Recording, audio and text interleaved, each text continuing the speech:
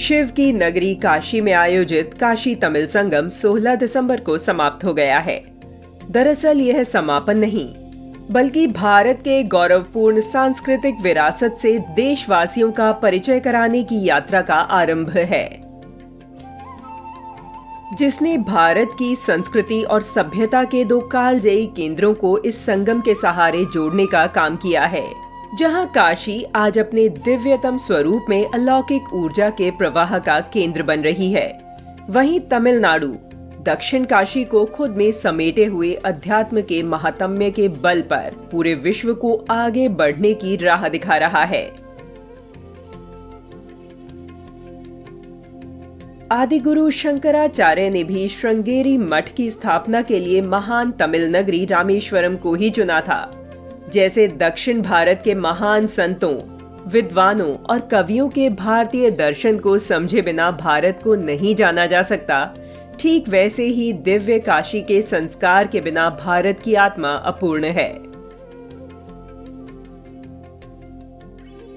काशी तमिल संगम का उद्देश्य भारत के उत्तर और दक्षिण के लोगों के बीच न केवल मेल मिलाप को बढ़ावा देना है, बल्कि इसका उद्देश्य तमिलनाडु और काशी के बीच प्राचीन संबंधों को जोड़ना भी है।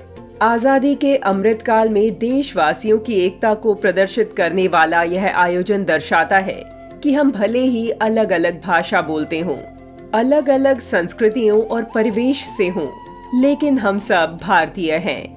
तमिल संगम का अगला पड़ाव कच्छ होगा, जहां से सैकड़ों वर्ष पूर्व विदेशी मुस्लिम आक्रांताओं से परेशान होकर कच्छ सौराष्ट्र से बड़ी संख्या में हिंदू तमिलनाडु पलायन कर गए थे।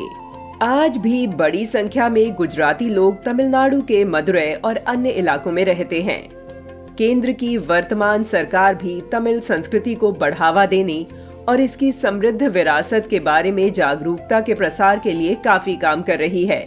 उन्होंने राष्ट्रीय और अंतर्राष्ट्रीय दोनों मंचों पर भारत की गौरवशाली विरासत और समृद्ध संस्कृति को बढ़ावा देने का काम किया है।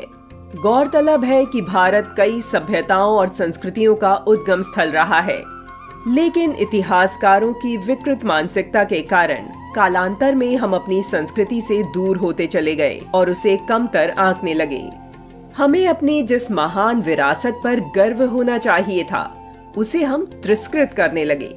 भारत इतना विशाल और इतना विविधतापूर्ण है कि यहाँ थोड़ी थोड़ी दूरी पर भाषा और वेशभूषा बदल जाती है।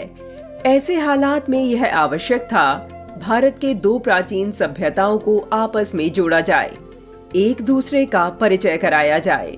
लेकिन छद्म धर्मनिरपेक्षता और तुष्टीकरण की राजनीति ने भारतीयों को अपनी ही संस्कृति से दूर कर दिया। समय बदला तो केंद्र की राष्ट्रवादी सरकार समग्र भारत को न केवल सांस्कृतिक, आध्यात्मिक और वैचारिक रूप से जोड़ रहे हैं, बल्कि ऐसा करते हुए वह भारतीयों को एक भारत श्रेष्ठ भारत रूपी माला में समान रूप से गूंथ भी रहे हैं। यह एकता केवल संस्कृति और भाषा के सम्मान तक ही सीमित नहीं है, बल्कि यह विकास कार्यों में भी झलकती है। काशी तमिल संगम जैसे आयोजनों को देखकर सुखद एहसास हो रहा है कि आज एक भारत श्रेष्ठ भारत का निर्माण हो रहा है। सही मायनों में तमिल संगम महज एक आयोजन नहीं है, बल्कि यह देश की सांस्कृतिक पुनर्जागरण की यात्रा है।